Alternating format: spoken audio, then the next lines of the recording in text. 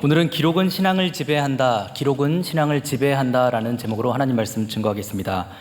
2023년의 여름 단기 선교 일정이 어느덧 마무리되어져 가고 있습니다. 선교를 통해 살아계신 하나님과 동행함을 누리시는 지난 여름이 되셨나요? 오늘로써 국내외 선교 일정을 마치고 이제 단 하나의 한 곳의 선교지가 남아 있습니다. 9월 초까지 이어지는 농어촌 선교가 딱 남아 있습니다. 아직 선교회, 단기 선교에 참여하지 못하신 분들이나 이전에 참석하셨는데 아직 좀 아쉬움이 남거나 더 참여하고 싶으신 개인과 팀은 오늘 예배 마치시고 내려가시는 길에 등록 데스크를 통해서 농어촌 선교에 꼭 참석해 주셔서 남아있는 영계교회들의 사역을 감당해 주실 수 있기를 축복합니다. 저도 올 여름 몇 번의 단기 선교를 통해 수많은 지체들과 함께 시간을 보내보면서 사물과 자연을 바라보는 것에 두 종류의 사람이 있음을 발견하게 되었습니다. 첫 번째는 자신의 눈으로 직접 경치와 사물과 사람을 바라보는 사람들이었습니다. 이들은 현장에서 오감을 느끼며 그저 눈으로 모든 것을 바라보고 마음에 담는 사람들이었습니다. 반면에 눈으로 담는 사람들이 아닌 열심히 이 스마트폰의 카메라를 통해서 기억을 담는 사람들이 있음도 발견하게 되었습니다. 이 두 번째 부류의 사람들은 열심히 카메라에 기록을 하고 그것을 끊임없이 SNS에 공유하여서 많은 사람들에게 그 감정과 사건을 이렇게 전달하였는데, 놀라운 사실은 이렇게 휴대폰을 빌려서 그 내용을 바라보니 좋아요 버튼을 누르고 댓글들을 보면서 많은 사람들이 이렇게 기록된 사진을 통해 감정을 함께 공유하고 공감하고 마음을 쏟아놓을 수가 있구나 하는 것을 발견하게 되었습니다. 더 나아가서 그 사진을 보니 내가 직접 눈으로 보는 이 사물과 경치보다 또 사람보다 더 멋진 모습이 너무나 많아서 이게 또 사진이 주는 힘이구나 라는 것을 발견하게 되었습니다.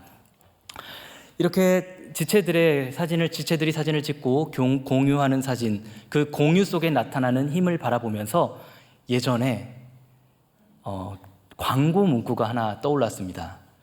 우리 2000년대 초반에 디카 붐이 열심히 일어났죠. 디지털 카메라 이만한 거 들고 다니면서 이렇게 찍었던 것이 기억이 나는데, 한 유명한 카메라 회사의 광고 문구가 있었습니다.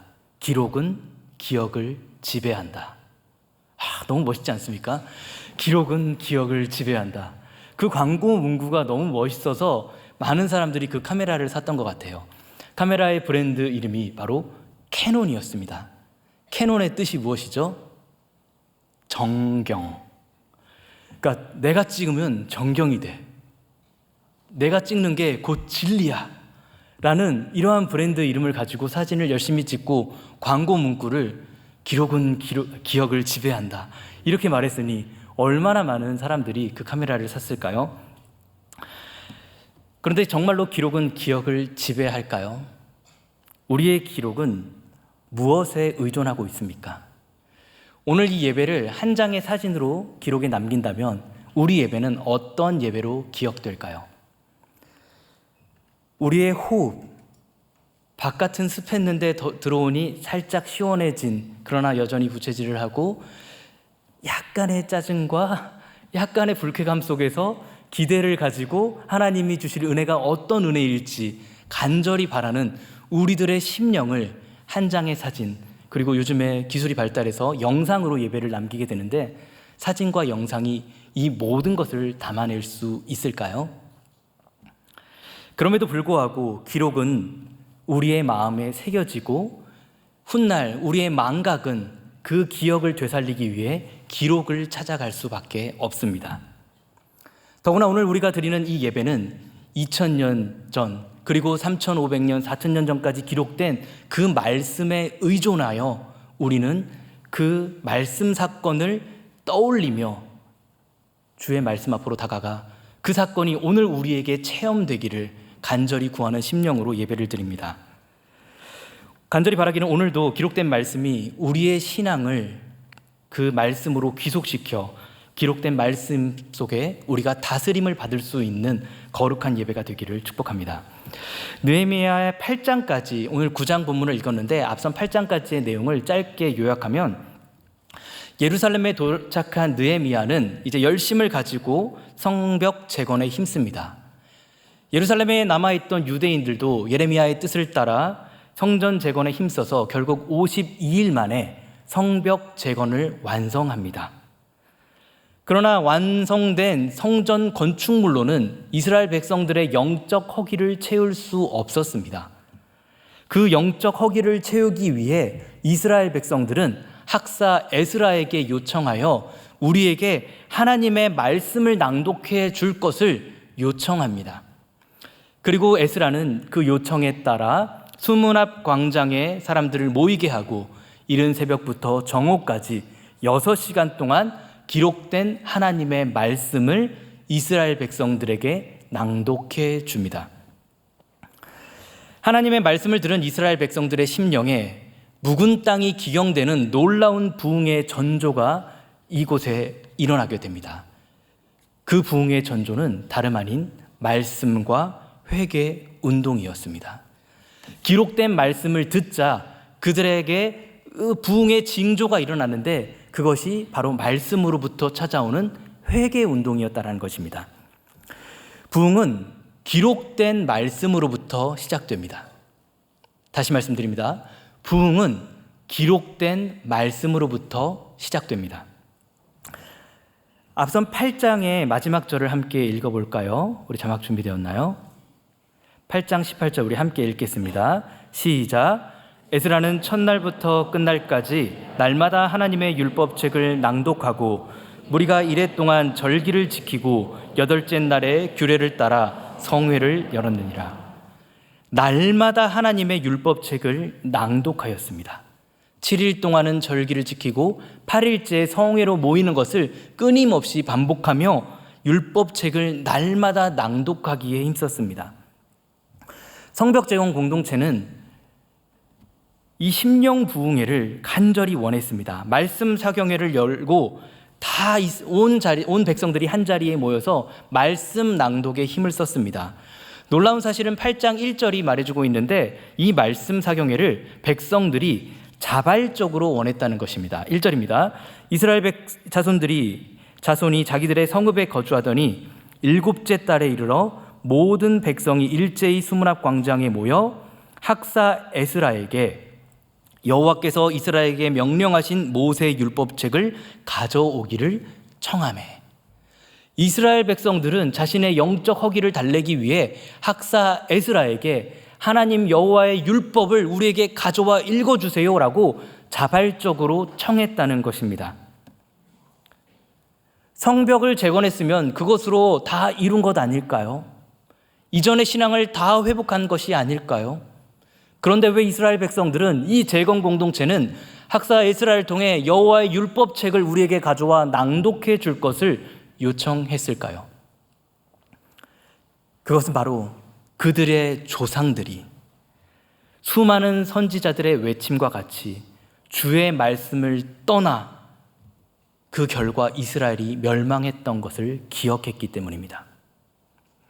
하나님의 백성에게 하나님의 말씀이 없다, 하나님의 백성에게 하나님의 말씀이 나타나고 보이지 않는다는 것이 수많은 선지자들의 고발이었습니다. 그것이 바로 이스라엘의 멸망의 이유였습니다. 그리고 실제로 이스라엘 백성들이 멸망을 당해보니, 포로 70년을 겪어보니, 그리고 나서 돌아와 주의 성벽을 재건해보니 큰 죄에 빠져본 자가 회개하고 하나님의 큰 은혜를 발견한다는 말과 같이 이스라엘의 성전 중심의 삶은 장소 중심의 삶이 아니라 말씀 중심의 삶임을 조금씩 깨닫게 된 것이죠.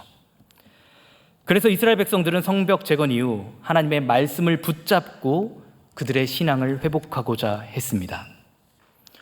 오늘 우리는 우리의 신앙을 얼마큼 하나님의 말씀에 의존하며 우리의 신앙을 인도하고 있습니까? 어제 통독 수련회 시즌2가 있었죠. 제목이 항상 너무나 참신합니다. 발등에 불. 우리는 발등에 불이 떨어질 때만 하나님의 말씀을 찾고 있지는 않습니까? 최근 목회 데이터 연구소에 따르면 교회를 다니지만 하나님의 말씀을 제대로 알지 못하는 명목상 기독교인이, 교회 안에 명목상 기독교인이 36%나 된다라는 조사 결과를 발표합니다. 그러니까 우리 예배당 안에서 이제 1분단, 4분단은 명목상 그리스도인이고, 가운데만 이게 수치로 봤을 때 이 정도라는 것이죠. 36%가. 혹시 오늘 우리는 좋은 게 좋아서 어려서부터 습관에 따라 그저 아무 생각 없이 예배당에 나오지는 않았습니까? 주기도문과 사도신경의 뜻도 모른 채 그저 주문처럼 되새기고 있지는 않습니까? 우리가 기록된 말씀에서 점점 멀어지다 보니 내가 믿는 하나님과 내가 믿는 하나님이 다른 하나님이 될 때가 종종 발견됩니다. 부모 세대의 신앙과 자녀 세대의 신앙이 너무나 달라서 다음 세대를 다른 세대라고도 말하고 있지요. 주의 말씀을 간절히 붙잡지 못하니 수많은 성도들이 이단의 유혹에 쉽게 넘어가는 것을 발견하게 됩니다. 사랑하는 성도 여러분, 말씀 중심의 신앙이란 과연 무엇일까요? 말씀 중심의 신앙이란 삶의 모든 기준을 기록된 말씀 앞으로 가져다 놓는 거룩한 습관을 의미합니다. 우리는 큐티라는 소리를 너무나 많이 들어서 큐티를 해야 한다고 생각합니다. 하지만 큐티도 완전한 성경 읽기의 방식은 아닙니다. 현대 성도들이, 신자들이 너무나 성경을 읽지 않고 성경과 동떨어진 삶을 살다 보니 큐티라는 성경 읽기 방식을 고안해낸 것이죠. 그렇다면 완전한 성경 읽기는 무엇일까요? 우리가 말씀 중심으로 살아가기 위해서는 반드시 성경 말씀을 붙잡아야 되는데 우리 믿음의 선진들이 우리에게 가르쳐주는 완전한 성경 읽기 방식이 무엇인지 웨스트민스터 대요리 문답 157문을 우리 함께 찾아보도록 하겠습니다. 우리 한 목소리로 읽어보겠습니다. 시작. 성경은 높이 받들고 경외하는 마음으로 읽어야 한다. 곧 성경은 하나님의 말씀이라는 사실과 하나님만이 우리가 성경을 깨닫게 하실 수 있다는 굳은 신념으로 그 가운데 계시되어 있는 하나님의 말씀을 알고 믿고 순종하고 싶어하는 욕망으로 부지런히 읽어야 한다. 또 성경의 내용 및 범주에 주의함으로 묵상과 적용과 자기 부인함과 기도함으로 성경을 읽어야 할 것이다. 우리는 하나님의 말씀을 얼마나 경외함으로 읽고 있습니까? 또 모든 본문이 하나님의 진리라는 확신을 가지고 읽고 있습니까? 하나님의 뜻을 알고 따르고자 하는 열망이 우리 가운데 계속해서 샘솟고 있습니까? 더 나아가 하나님의 말씀을 부지런히 읽으며 자기를 부인하여 자기의 삶 속에 하나님의 말씀이 성취되기를 간절히 바라며 기도 가운데 묵상과 적용을 삶에 끊임없이 이루어내고 있습니까? 이스라엘 백성들은 70년의 쓰라림 멸망을 겪고 성전을 재건하기 위해 또 성전을 재건한 후에도 하나님의 말씀을 더욱더 붙잡기에 힘을 썼습니다. 말씀을 듣고 지킴으로 참된 이스라엘 회복을 갈망했던 것이죠. 오늘 우리는 이 시대 속에서 어떠한 부흥을 꿈꾸고 있습니까? 회복을 넘어 우리는 부흥까지도 꿈을 꾸어야 되는 세대인데 우리는 어떠한 부흥을 꿈꾸고 있습니까? 혹시 이전에 어렸을 때, 대학생 때 겪었던 그 부흥이 내 삶에 재현되기를 그저 바라고 있지는 않습니까? 예전에 좀 젊었을 때, 세상 걱정 없었을 때 하나님 앞에 이렇게 나아가 내 삶을 깊이 드리고 하나님을 깊이 만났던 그 사건이 내게 다시 그저 반복되기만을 바라고 있지는 않습니까? 그러나 간절히 바라기는 하나님의 말씀이 오늘 이 시대 가운데에도 바르게 선포되고 그 바르게 선포된 말씀을 우리 모든 성도들이 다시금 경외함으로 받아들일 때 더 나아가 하나님의 말씀을 더욱더 찾기를 힘쓰고 그 말씀을 붙잡고 자기 부인을 통해 하나님의 말씀이 내 삶에 성취되는 것을 간절히 바랄 때 하나님께서 새롭게 이전보다 더 큰 영광으로 부어주시는 놀라운 부흥의 역사가 오늘 우리 시대 가운데 일어나기를 간절히 축복합니다. 더 나아가 우리의 모든 진과 팀 공동체 가운데에도 말씀에 대한 갈급한 심령을 가지고 주님 앞에 말씀을 구하고 말씀을 찾고 예배 자리에 더욱더 나오게 힘쓰므로 기록된 하나님의 말씀이 오늘 우리에게 가져다 주시는 놀라운 거룩한 부흥을 맛보아 누리는 공동체가 되기를 간절히 축복합니다. 재건 공동체에 나타났던 두 번째 부흥의 전조는 말씀을 찾고 구한 것에 이은 부흥의 전조는 바로 경건과 회개 운동이었습니다. 우리 오늘 본문 9장 1, 2절을 다시 한번 읽어볼까요? 9장 1, 2절 함께 읽겠습니다. 시작.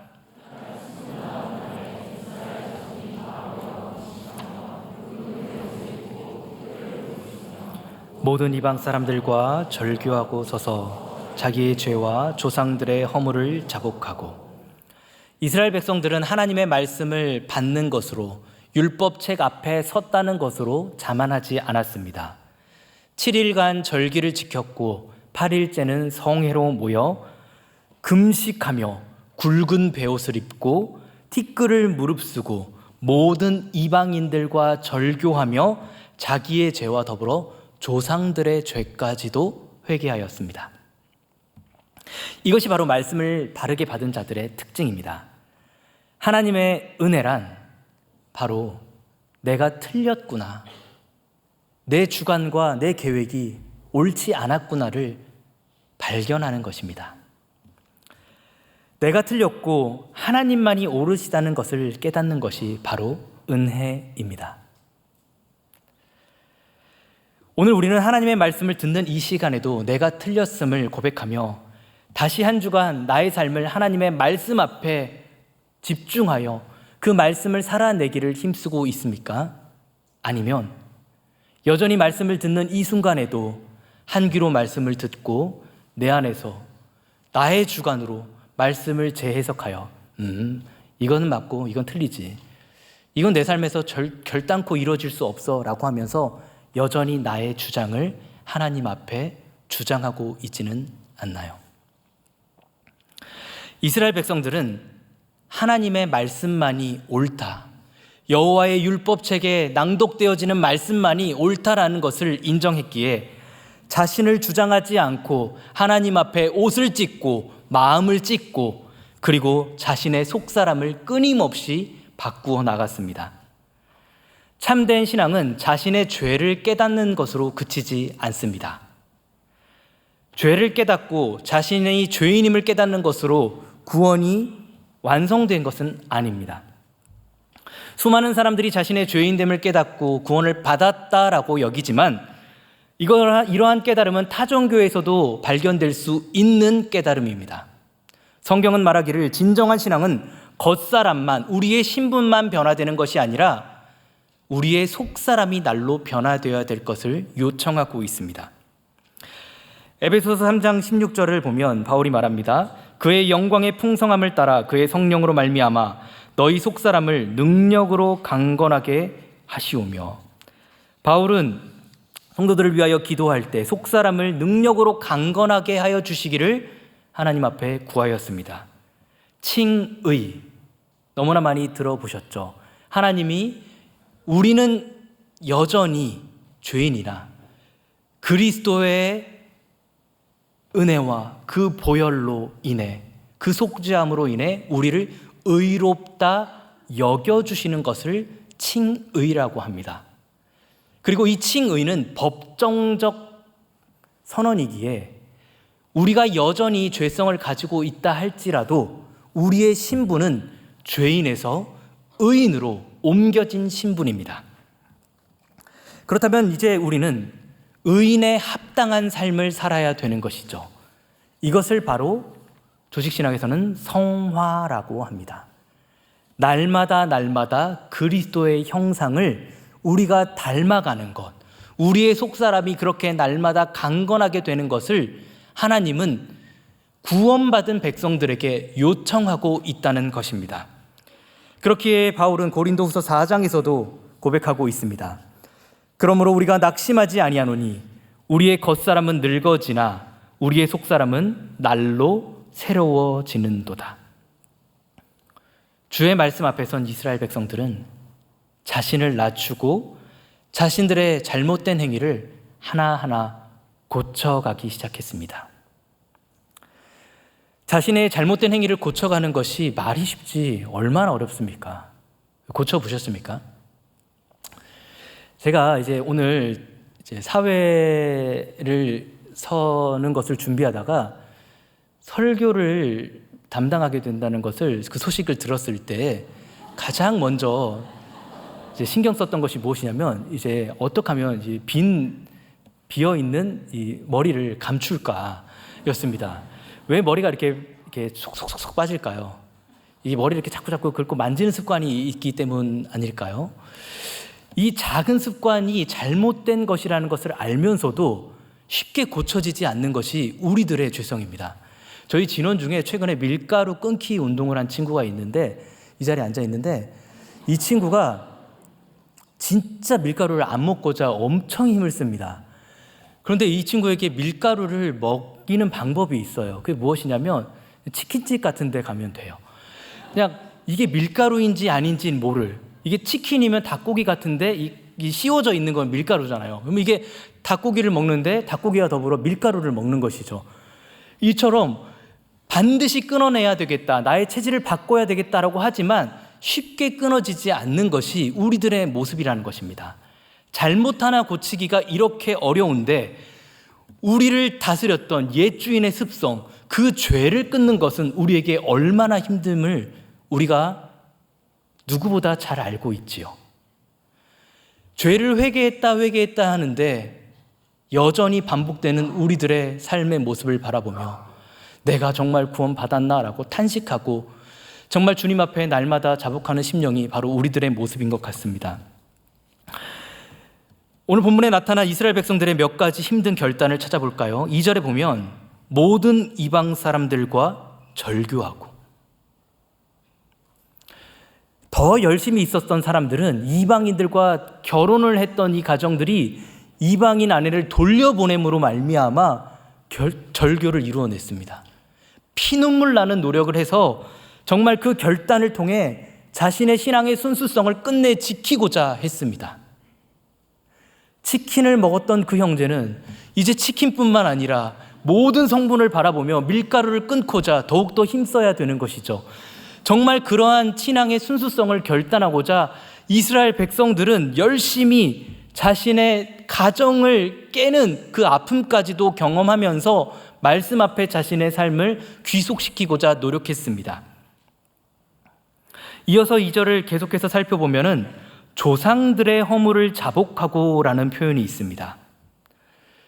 제 질문 하나 하겠습니다. 70년 전, 100년 전 우리 증조할아버지, 고조할아버지의 성함은 기억할 수 있죠?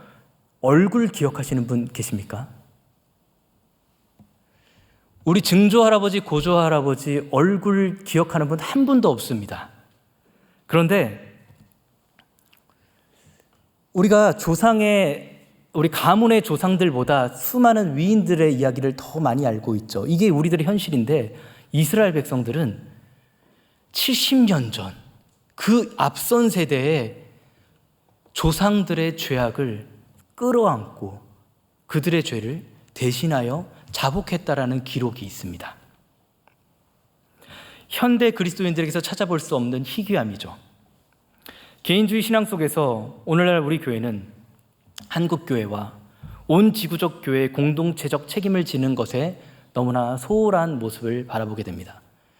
내 신앙 하나 간수하는 것도 어려운 시대 속에서 어떻게 지구 반대편에 저 죽어가는 영혼들을 내가 돌봐라고 핑계를 대는 것이죠. 이것이 너무나 먼 이야기 같습니다. 목사님들도 강단에서 우리 앞선 세대의 죄악을, 우리가 민족의 죄악을 대신 끌어안고 영적인 책임을 지고 기도하자라고 설교했을 때 강단을 내려가면 가장 많이 찾아오는 피드백이 왜 알지도 못하는 사람들의 죄와 책임을 우리가 끌어안고 기도해야 됩니까? 라고 많이들 항의를 받는다라고 합니다. 그러나 공동체적 책임을 진다는 것은 자기를 부인하고 자기를 낮추는 신앙적 행위입니다. 신부도 속담을 따라 아버지의 죄가 나의 죄가 되지는 않을 것입니다. 그러나 우리가 그리스도 안에서 한 영적인 책임을 지고 있다라면 그 앞선 세대의 죄악도 나의 죄악으로 끌어안고 내가 결단코 나의 세대에는 끊어내리라. 그래서 나의 다음 세대에는 조금 더 거룩한 신앙을 전수하리라라는 영적인 결단과 책임을 우리가 가지지 않아야 할까요? 이렇게 말씀으로부터 시작된 회개운동은 공동체 전체를 책임지는 신앙으로 이어져 갔습니다. 오늘 느헤미야 말씀은 우리가 영적인 이스라엘이 되어 함께 교회 공동체적 책임을 지도록 요청하고 있습니다. 우리가 시대를 책임지는 교회로 부름을 받았다면 말씀과 회개의 운동을 우리가 본문을 통하여 기억해내므로 이 기록이 우리의 기억이 되어 우리의 신앙으로서 이어지기를 간절히 갈망해야 됩니다. 그래서 조국교회와 열방을 책임지고 말씀과 회개로부터 시작되는 부흥이 오늘 우리를 통해 온 땅 가운데 이어지기를 간절히 바랄 수 있는 거룩한 신앙이 되기를 축복합니다. 마지막으로 살펴볼 것은 말씀과 회개는 회복과 부흥의 전조로 이어졌다라는 것입니다.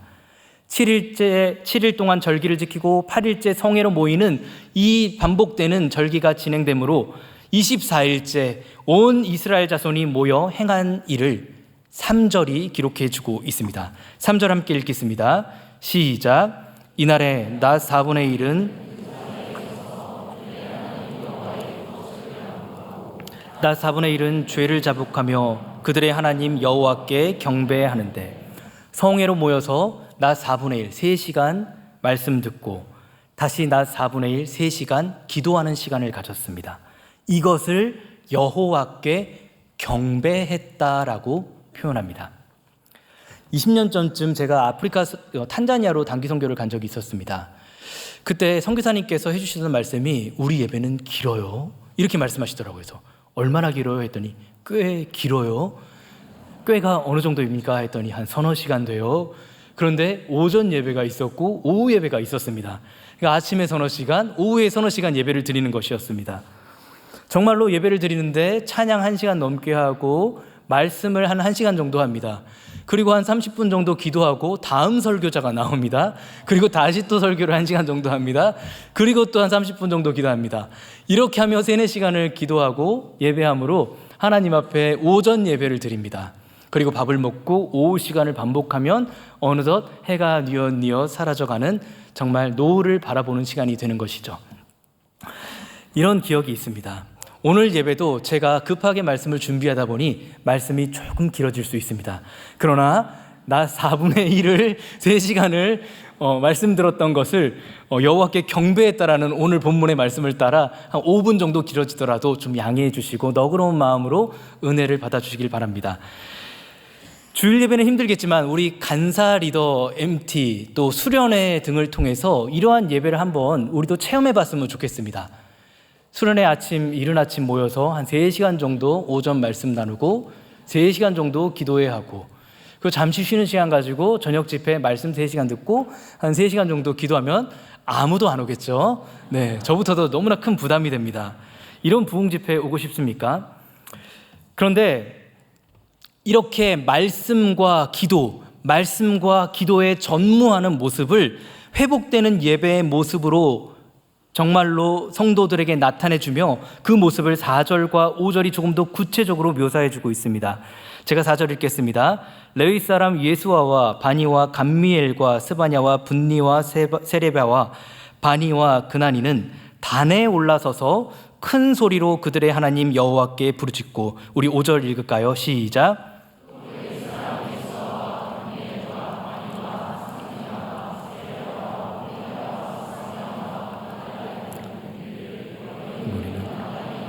영원부터 영원까지 계신 너희 하나님 여호와를 송축할지어다.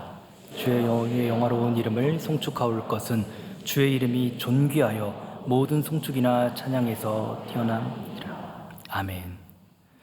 레위 사람들이 8명씩 나뉘어 학사 에스라가 서 있는 단 양 옆에 올라 정말로 큰 소리로 부르짖으며 함께 여호와 앞에 기도하였습니다.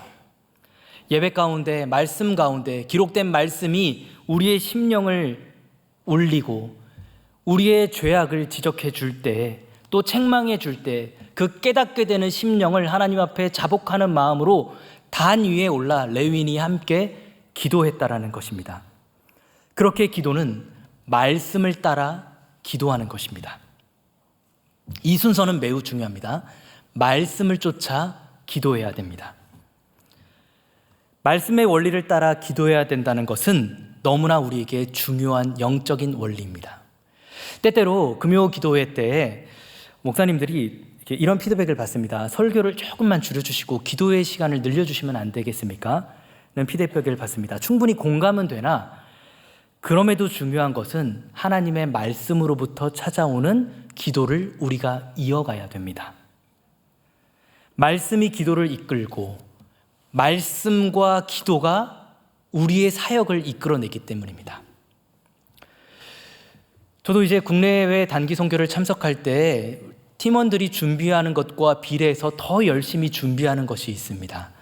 많은 활동과 성경학교를 준비하고 마을 잔치를 준비하고 여러 가지 열심을 가지고 우리 팀원들이 준비할 때 팀원들을 격려하고 돌아와서 연구를 더 열심히 하는 것이 있으니 바로 새벽 예배와 저녁 예배를 인도하고자 더 주님 앞에 엎드리는 시간을 가집니다. 왜 그럴까요? 말씀이 사역을 인도해 주기 때문입니다. 말씀이 우리의 기도를 이끌고 그날 주시는 하나님의 은혜와 감동이 그날의 사역을 좌지우지하기 때문입니다. 그래서 저는 새벽 예배 때, 단기 선교를 가면 새벽 예배 때 이렇게 아파도 와서 아프라고 합니다. 제 무릎에 머리를 맞대고 제가 이렇게 형제들 이렇게 머리를 쓰다듬어 주고 배를 만져주면서라도 있을 테니 그렇게라도 예배에 참석하라고 합니다. 아파서 와서 아프고 주의 말씀을 듣고 기도하면서 끝까지 견뎌내야 그날 하나님이 주시는 은혜를 맛보아 누리며 온 공동체가 그 한 말씀의 결을 따라서 사역을 할 수 있기 때문입니다. 말씀과 기도 없이는 우리의 사역이 변질될 수 있습니다. 우리의 의의가 높아질 수 있고 내 생각과 내 경험이 하나님보다 앞설 수가 있습니다. 그래서 우리는 하나님의 말씀을 따라 끊임없이 날마다 기도해야 되고 그 기도를 따라 오늘 하루를 살아내야 됩니다. 날마다 새벽 기도가 왜 중요합니까? 아침마다 묵상이 왜 그리 중요합니까? 주의 말씀이 우리에게 선한 길을 제시하여 주기 때문입니다. 그날 주시는 매일의 양식을 우리가 받아 먹고 그 매일의 양식을 따라 기도함으로 우리는 오늘 하루를 경건하게 살아낼 수 있는 것이죠. 레위인들은 강단 양쪽에 서서 크게 부르짖는 통성 기도로 하나님 아버지를 찬양했습니다. 그렇게 주를 경배했습니다. 너희 무리는 마땅히 일어나 영원부터 영원까지 계신 너희 하나님 여호와를 송축할지어다. 주여 주의 영화로운 이름을 송축하올 것은 주의 이름이 존귀하여 모든 송축이나 찬양에서 뛰어남이니이다. 이렇게 고백하며 주의 말씀을 따라 자복하는 심령을 가지고 강단 옆에 서서 함께 여호와 앞에 찬양하고 기도하고 찬양하고 그렇게 말씀을 자신의 삶에 이루고자 부르짖었던 것입니다. 오늘 본문에 나타난 영적 원리는 말씀이 기도를 이끕니다. 그리고 그 기도는 찬양을 이끕니다. 그리고 찬양은 다시 기도가 되어 우리의 삶을 이끌고 우리의 삶을 찬양의 자리로 가져다 놓습니다. 이러한 영적인 선순환이 우리 공동체 가운데 날마다 매일의 예배를 통하여 이루어지기를 축복합니다. 우리의 감정을 노래하는 찬양도 있지만 우리가 찬양을 부를 때 시편의 찬송과 수많은 선지자의 찬양이 있음을 발견하게 됩니다. 그 찬양의 고백이 말씀을 그대로 읊조리는 것이기에 주의 말씀이 우리의 삶에 이루어지는 것을 간절히 바라며 우리는 기도하며 우리의 찬양으로 하나님 앞에 우리의 삶을 내어드려야만 합니다. 레위인들이 불렀던 찬양의 내용이 무엇일까요? 6절 볼까요? 오직 주는 여호와시라. 하늘과 하늘의 하늘과 일월 성신과 땅 위의 만물과 바다와 그 가운데 모든 것을 지으시고 다 보존하시오니 모든 천군이 주께 경배하나이다. 6절에 창조주 하나님을 고백하는 것으로 시작해 창조로부터 시작해 이제 7절부터 이어지는 10장까지 모든 구속의 역사를 찬양하며 노래하고 있습니다. 주의 말씀 하나하나 놓치지 않고 주의 말씀을 나의 기도를 나의 찬양으로 고백하는 것이 바로 레위인들의 경배였던 것입니다. 이처럼 우리도 우리의 예배를 통해 하나님의 말씀을, 기록된 하나님의 말씀을 받고 그 말씀으로 인해 회개하고 하나님의 말씀으로 인해 주를 경배하는 거룩한 예배를 드릴 수 있기를 축복합니다. 말씀 정리하겠습니다. 기록된 말씀은 이스라엘의 과거 기억을 지배하였고 그들을 진정한 회개로 이끌었습니다. 이처럼 기록은 기억을 지배합니다. 더 나아가 성도들에게 기록은 신앙을 지배합니다. 그렇게 하나님은 성경 66권에 하나님의 구원에 관한 완전한 이야기를 우리에게 기록해 주셨습니다. 하나님의 말씀을 갈망해야 되며 하나님의 말씀을 기억해야 되며 말씀이 우리의 죄악을 하나둘 들춰내실 때 내가 틀렸음을 고백하고 하나님만이 옳음을 고백할 수 있는 우리의 신앙을 내어드려야만 합니다. 그리고 말씀과 회개는 구속의 찬송으로 우리를 이끌어가는 것을 우리는 발견했습니다. 말씀 안에서 날마다 주를 노래할 수 있기를 원합니다. 내 죄를 자백하는 찬송과 기도가 가득 채워지는 삶의 예배를 하나님은 우리에게 바라고 원하십니다. 이것이 우리가 드려야 할 진정한 예배입니다. 더 나아가 하나님은 구약 백성들이 받지 못했던 신약의 내용을 우리에게 기록해 주셨습니다. 신약은 우리에게 예수 그리스도의 오심과 다시 오심에 대하여도 기록을 해 주었습니다. 이제 우리는 그 기록이 우리의 신앙을 지배하여 주기를 간절히 구해야 되는 자녀 백성들입니다. 주께서 오셨고 부활 승천하사 우리에게 다시 오실 것을 약속해 주셨다면 이제 우리는 그 약속을 붙잡고 그 기록이 우리의 신앙을 다스려 주셔서 우리를 그 성취의 길로 인도해 주시기를 끊임없이 구하며 우리의 입술로 고백하며 주님 다시 오실 길을 예비하는 삶을 살아낼 수 있는 거룩한 백성이 되어야만 합니다. 그렇게 우리가 주의 다시 오심을 찬양하고 간절히 기도하며 주의 말씀의 성취를 누릴 수 있는 거룩한 세대가 되기를 축복합니다. 이제 여름 사역을 모두 마치게 되었습니다. 이제 앞으로는 제자 훈련과 아카데미를 통하여 이제 말씀으로 또 양육을 받는 3개월을 보내게 됩니다. 주의 기록된 말씀을 더욱더 찾고 구하길 원합니다. 경외하는 심령으로 주의 말씀을 찾고 부르짖어 그 기록된 말씀이 우리를 다스려주는 훈련을 받을 수 있기를 축복합니다. 우리의 기억은 쉽게 사라지고 우리의 감정은 쉽게 변화되나 변치 않는 기록은 우리의 기억을 지배하여 줄 것이며 우리의 신앙을 다스려 줄 것입니다. 그렇게 우리의 예배가 말씀과 찬양 안에서 기도로 이끌려 거룩한 부흥을 맛보고 거룩한 주님의 다시 오심을 예비할 수 있는 그러한 부흥의 세대로 나아갈 수 있기를 간절히 축복합니다. 우리 함께 말씀 기억하며 주의 약속하신 말씀 위에서 찬양하도록 하겠습니다.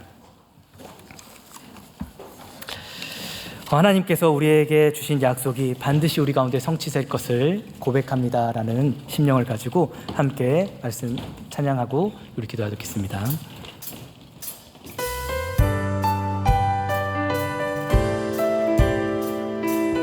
우리 함께 박수 치면서 찬양할까요?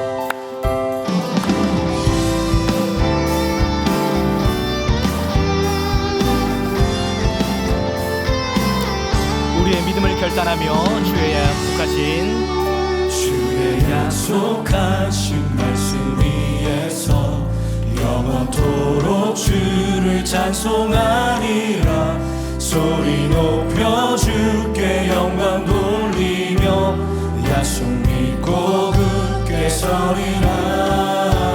주의 약속하신 말씀 위에서 세상 영연에게 엄습할 때에 말씀으로 힘써 싸워 이기며 약속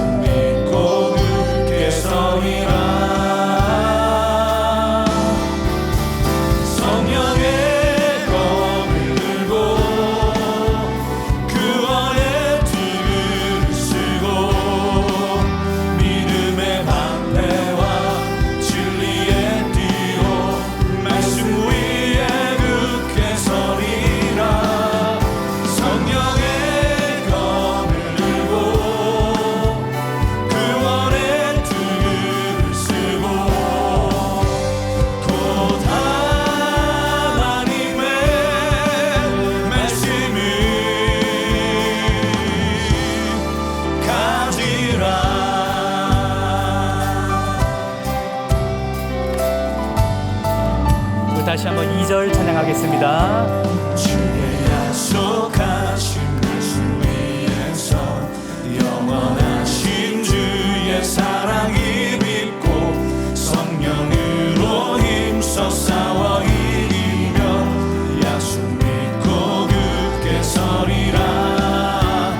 주의 약속하신 말씀 위에서 성령 인도하는 대로 행하며 주님 품에 항상 안식 얻으며 약속 믿고 굳게 서리라.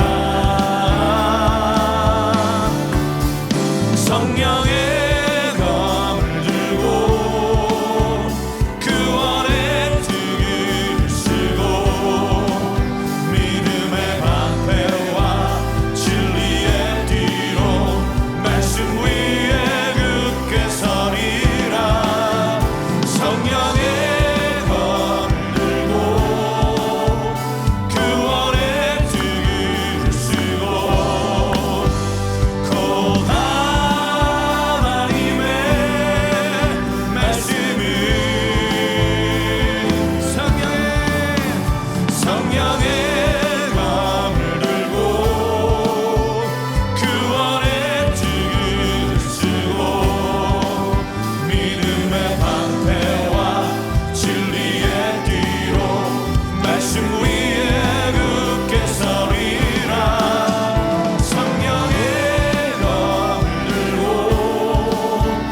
구원의 등을 쓰고 곧 하나님의 말씀을 가지라. 굳게 서리 굳게 서리 굳게 서리 그 말씀 위에 굳게 서리라. 굳게 서리 굳게 서리 굳게 서리 그 말씀 위에 굳게 서리라. 굳게 서리 굳게 서리 굳게 서리 그 말씀 위에 굳게 서리라. 성령의 검을 들고 구원의 등을 쓰고 믿음의 방패와 진리의 뒤로 말씀 위에 굳게 서리라. 성령의 검을 들고 구원의 등을 쓰고 곧 하나님의 말씀을 성령의 검을 들고 구원의 등을 쓰고 믿음의 방패와 진리의 뒤로 말씀 위에 굳게 서리라. 성령의 검을 들고 구원의 등을 쓰고 곧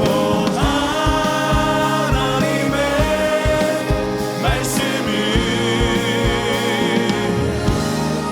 가지라.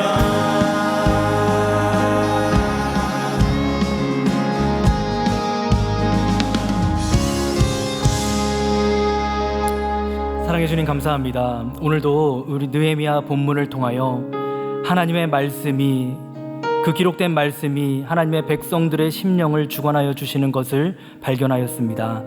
하나님의 기록 앞에 우리의 모든 주관과 계획과 경험을 다 내려놓기를 원합니다. 그리하여 주님의 말씀 앞에 마음을 찢고 자복하였던 이스라엘 백성들과 같이 진정한 회개를 이루어 주님 앞에 간절히 기도하고 그 기도가 우리의 찬양이 되어 하나님의 말씀을 우리의 삶에 성취하고자 주의 뜻을 우리의 삶에 이루고자 간절히 주님 앞에 구하는 부흥을 경험할 수 있는 심령들 되게 하여 주시옵소서. 말씀 사건이 오늘 우리의 삶 속에 다시 경험되고 체험되어지길 원하옵나이다. 하나님, 주의 약속 붙잡고 한 주간을 살아가길 원하는 사랑하는 심령들 위해 하나님의 성취를 허락하여 주시고 성령 하나님의 인도하심 따라 매 순간을 정말 순종하며 굴복하며 주의 인도하심을 구할 때 다스려 주시고 인도하여 주심으로 말미암아 하나님의 정말 뜻을 이루어낼 수 있는 거룩한 놀라운 삶의 부흥을 이루어낼 수 있도록 주님 역사하여 주시옵소서. 그렇게 주의 뜻을 간절히 구하옵나니 우리를 통해 주의 말씀을 이루는 거룩한 부흥의 세대로 이루사 하나님, 우리를 통해 민족과 열방을 향하여 하나님의 뜻을 이루고 주의 다시 오실 길을 예비하는 거룩한 세대로서 설 수 있도록 역사하여 주시옵소서. 지금은 우리 구주 예수 그리스도의 은혜와 하나님 아버지의 무한하신 사랑과 성령의 위로 교통하심이 주의 약속하신 말씀 앞에서 기록된 말씀이 우리의 모든 신앙과 삶을 다스려 주시고 인도하여 주심을 믿고 삶을 내어 기도하고 찬송함으로 정말 주님 앞에 부흥의 삶을 살아가길 원하는 주의 백성들 가운데 이제로부터 영원토록 함께 있을지어다. 아멘.